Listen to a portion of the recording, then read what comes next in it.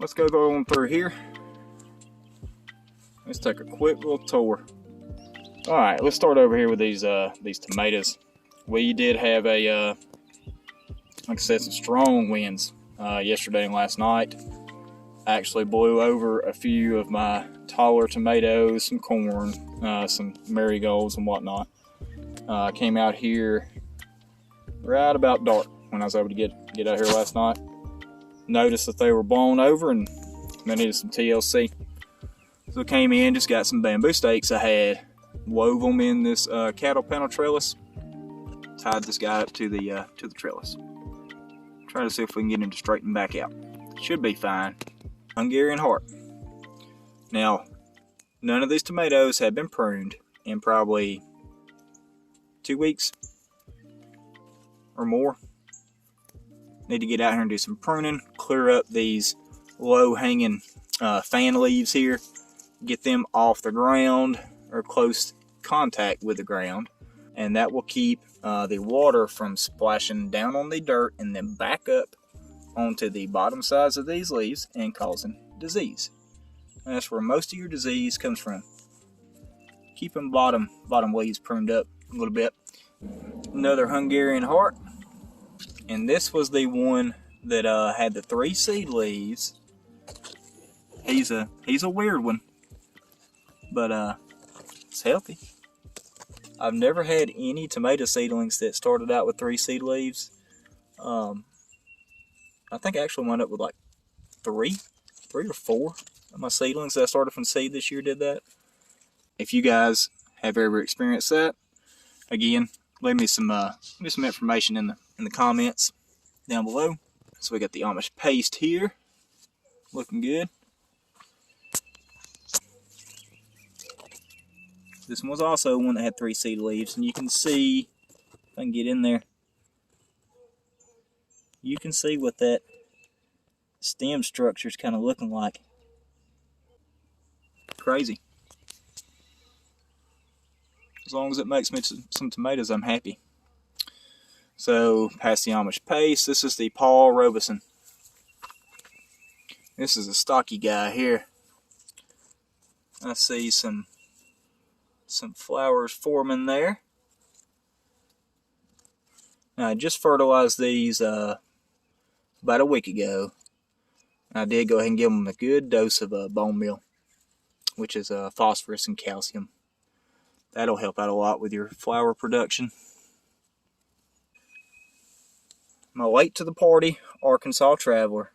He took well over a month to germinate from seed. As you can see, doing well, doing good. Went around with all my tomatoes and I dropped in some various varieties of basil seeds, just scattered them out, come back and thin them. Basil, of course, goes great with tomatoes as far as a companion plant, and supposedly also increases the flavor of what you plant it with, so maybe it'll help these tomatoes out. But I always do that, and I'll always also plant some marigolds. Those are store-bought marigolds there. Those are the ones I started from seed. You can see the difference there. And then I also put chives. Chives are onions around my tomatoes. In this case, I've thrown out some chive seeds. Another Arkansas traveler. One of my favorites. Been growing this one for 3 years now. Pretty resistant to disease in our area.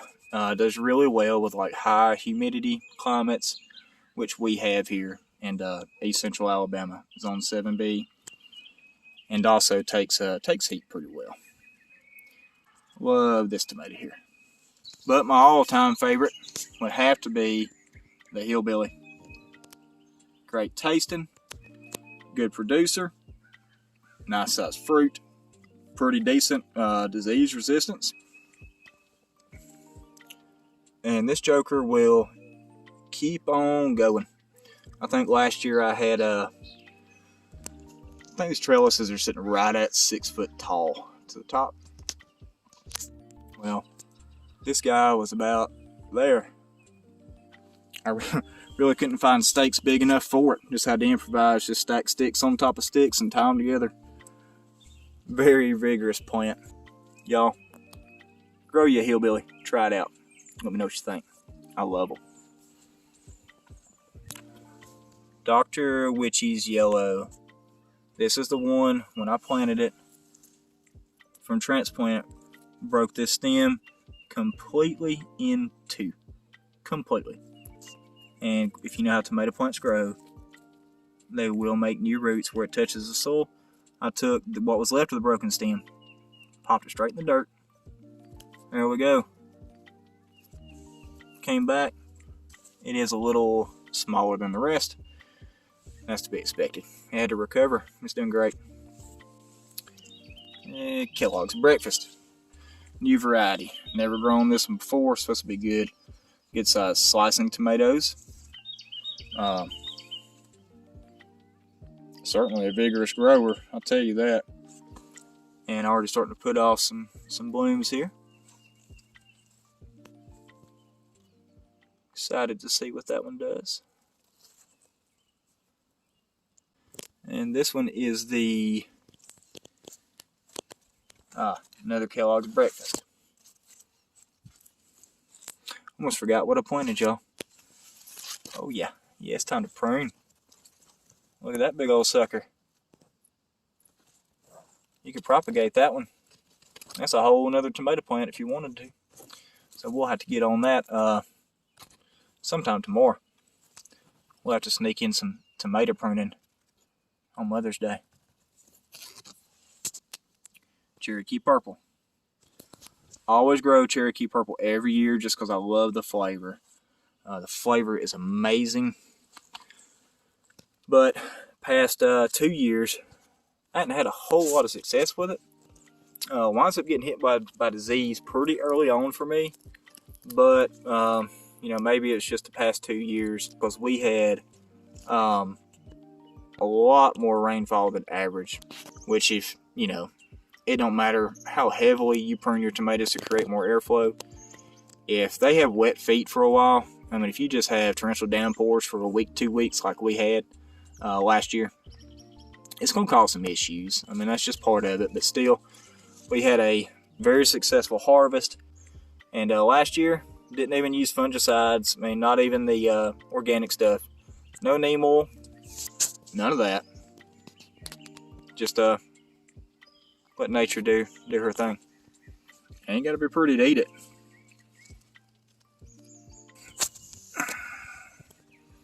And this potato leaf variety of tomato here is yellow brandywine. And pretty much all the cultivars I've seen of brandywine is going to be a potato leaf. And basically all that means is the leaves look more like a leaf of a potato versus more traditional looking tomato leaf that's serrated like that. So if you hear the term potato leaf and don't know what it is, that's what it's referring to. But this yellow brandywine's looking good. Ooh boy, look at that. Look at that foliage. I hear you, girl. Get after it. We got some flowers there too. So excited, y'all. A lot of these varieties you can't buy these things at the big box stores. Certainly can't buy most of these varieties at the grocery stores. And that's why I love growing my own food. Red brandywine.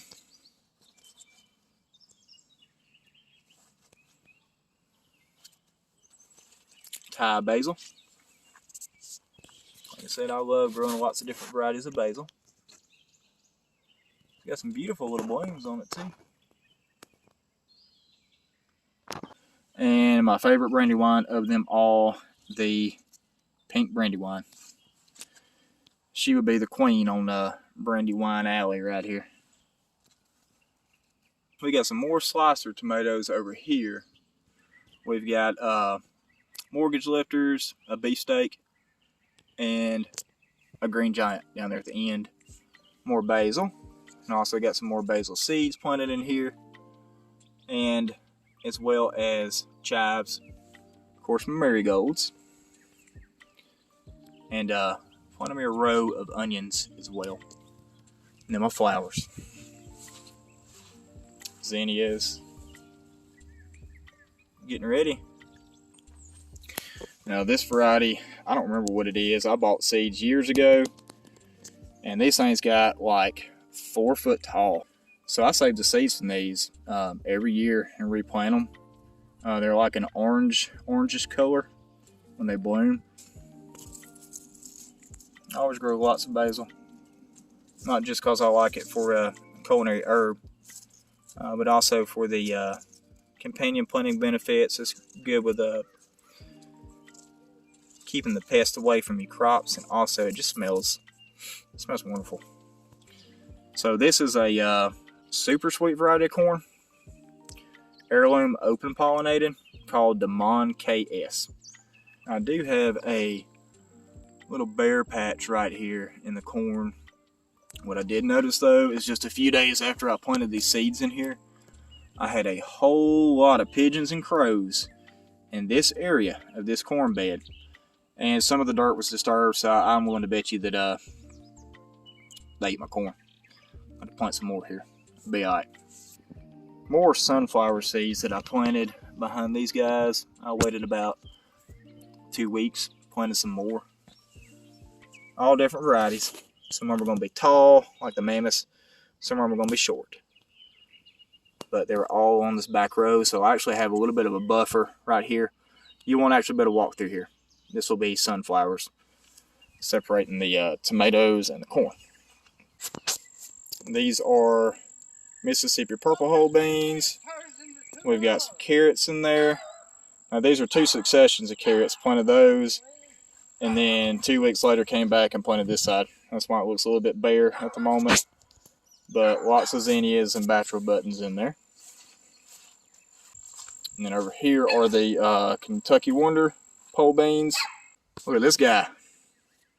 Hi everybody. That's my buddy Matt. Neighborhood garden. Neighborhood garden helper. He's got a how many raised beds you got over there? I don't know. We'll add that to the tour. How about that? Okay. We'll add that to the video. How about we'll that? put that in there.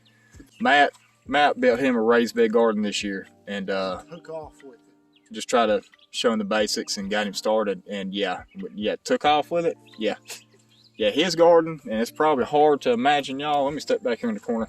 This is my main growing area here. We're expanding out that way this year, which is a lot of area, but it's not used yet. His garden is probably 3 times the size of this. Used to do. Compacted. It's compacted. He does a lot of square foot gardening, which is, if you do raised beds and you know about square foot gardening, you can pack a lot of food in these raised beds. But amazing what he's done. All right, so 2 jalapenos. We got the cayenne pepper, which second to the jalapeno, hot pepper wise, use them the most. Dry them out, dehydrate them. Cayenne pepper. Habanero. The main thing we use them for is for hot sauce, buffalo sauce, that sort of thing. My mother-in-law makes some fantastic hot sauce habanero. She's made a couple different ones. I think last year she made a new one, habanero peach, I think, and actually put that on some chicken legs. It was great. All right, so back to the peppers. This is our sweet peppers. Green bell pepper, orange bell pepper, another green bell back there. Block pepper, new sweet pepper for me. This is supposedly it's like a smoky flavored pepper. It's going to be good for cooking and grilling. We'll see how it turns out. Pimento cheese. What else am I going to say? Love my homemade pimento cheese. And green bean casserole. Purple cornflower. Purple cornflower, yes sir. This is a 2-year-old. These are 2-year-old plants, perennial. They'll come back each year. Echinacea is what it's also known as. Lemon thyme, perennial herb. Doing good. It will spread, basically creep, almost like a carpet. See, it's hanging over the bed there. Rosemary. is also a perennial herb. And then oregano, also perennial. This is sage, is what this is. Smells great when it starts to flower. So that's what it's going to look like. Pretty interesting. So garlic that escaped my grasp from this fall winter, still growing in there. And let's see, sunflower. Pretty sure that's the mammoth variety there. More deal. And you can tell whole lot of grass. So what is that? That is a pine tree sapling. You will not live in this garden. Deal. Making pickles. Grow your own deal. Super easy. This is the Long Island Mammoth variety. It'll get pretty big. About 3 foot tall. Okra and sunflowers. Got sunflowers planted on this back right here. I mean, these are the mammoth varieties, so they get tall, like 10, 12 foot tall, maybe more. But by that time of the day, this okra is going to have plenty of morning sun. Now, I've actually got 3 different varieties of okra here. I've got Alabama Red, which is new to me. Never grew it before. And that's what this section is. Normally, I would come through here with my wife, and we would count these okra stalks once they have a chance to come up pretty good. And my wife would say, "You're crazy. We don't need 100 okra stalks. Cut it back to 20. Well, this year, I don't remember. I think it's like 150, 160 stalks in total planted out in this garden. And I said, "Hey, you want me to thin these out?" She said, "Nope. Okra's too expensive. Grow a lot of it." And I said, "Yes, ma'am. You got it."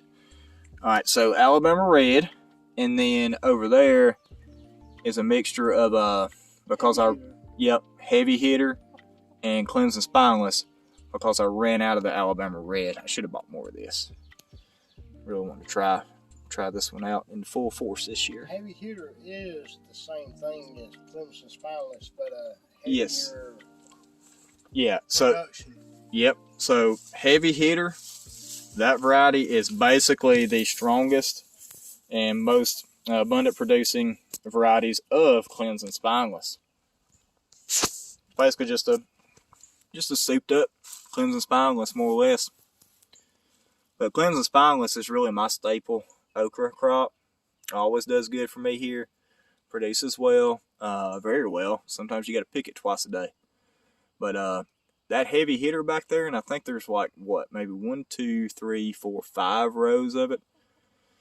They say that it can produce bundles instead of one pod per stem. It's going to produce bundles. So it'll be clusters. Yeah, it'll produce okra in clusters, more or less, and very frequently is what they say. Cucumbers. Those are my slicers over there. This is a mixture of the Ashley variety. Got those from M.I. Gardner. Had a little bit of trouble with germination this year on those.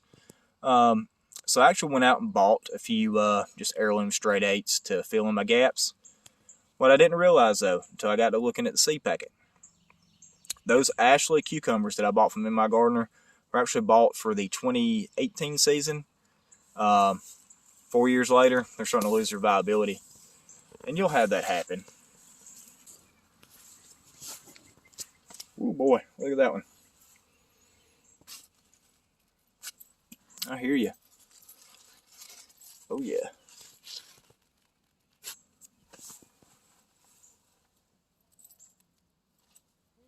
Excuse me. Pest control on the fly, y'all. See a bug? Squish him. Their main source of pollination to produce fruit is your pollinators, bees and butterflies. So I have a ton of flower seeds planted all on the border of these 2 beds here that help bring in these bees and these butterflies. You will just hear a constant hum from those bees and then butterflies flying around. But it's amazing. A lot of people, especially like the old timers, I say, "Oh, what you planting all them flowers for, boy? I'm just wanting my tomato sandwich." Well, you ain't gonna have a good tomato sandwich without your flowers. That's right. Looking good. Hey, I do love my tomato sandwich. I do too. So, more pole beans or a lot of beans this year. This is the, see if I can remember. It's either black bean or your butter bean. This is the Cherokee Trail of Tears black bean right there. And they look like they're coming up. Yep. And now I've got two determinate varieties of tomatoes growing right now. I've got two Romas. I got one on either side, one in each squash, zucchini, cucumber bed. The reason why I got them over here, kind of tucked in with all the squash, few reasons really. One is because it's a determinate variety. It will only grow to a certain size and only put off a certain amount of fruit, and then it's just going to die. It's not like an indeterminate. It will not keep growing and producing fruit until the frost kills it. It's already determined what it's going to do from the time that seedling germinates into a sprout. Clock starts running on these guys. So I'm going to let it do its business here.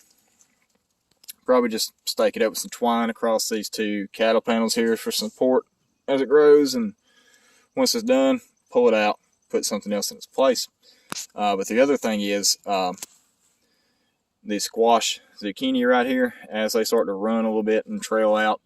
So as you can see, these leaves will actually start to shade out the roots a little bit on these tomato plants right here, which hopefully will help them hold in a little bit more water once it gets really hot in the middle of the summer. Tomato plants need about 2 inches of water a week to really be healthy. Boston pickling cucumbers. Some of these seeds I got impatient with. Went ahead and started more seeds, or just direct sown more seeds here. Thinking that the ones I had put in here wasn't going to germinate. Well, they did. I've already thinned it out once. These pole beans were the Alabama bean. Alabama black-eyed butter bean, and pretty good germination on those too. Trusting him with my garden maintenance while we're gone. So. And you are in good hands. Yep. Unless you kill it.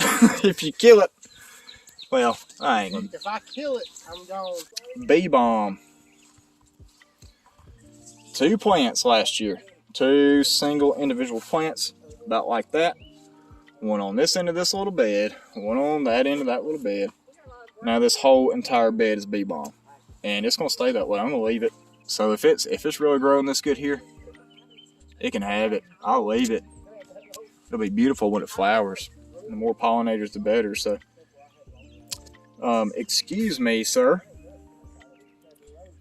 Do y'all know what that is? Y'all ever seen this?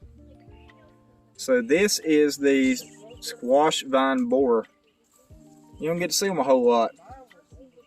You see their damage, but you don't get to see the culprit very often. You've heard of the squash vine borer, right? That's what does so much damage to your squash. It'll holler out your stalks, and your plants start to just look terrible. Yes, that's why I planted the petunias. Yeah, petunias. Okay, so the squash vine borer is actually a grub. It's a larva. It's a baby that is laid at the base of that plant. Yeah. The baby hatches out of the egg, crawls up through the stalk, eats the stalk out from the inside, right? Kills your squash and zucchini, pumpkins. All right, what lays those eggs, that guy, that's the squash vine borer. You don't get to see a whole lot of them. Tell you what I'm going to do. So you're saying, Michael, that growing the petunia was a very good investment in the garden? Well, I think so, because your squash vine borer came over to my house. I need to grab you and get rid of you. Come here. Oh, you quick. Oh, happy feet over here. Oh, happy feet. Come here. Got you. Chicken snack. And Here comes some happy chickens. All right, girls. Last one to get him's a rotten egg. Go for it.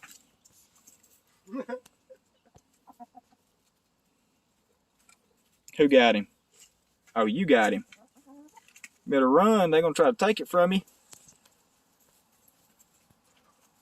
Another benefit of having chickens around your garden, y'all. Good girls.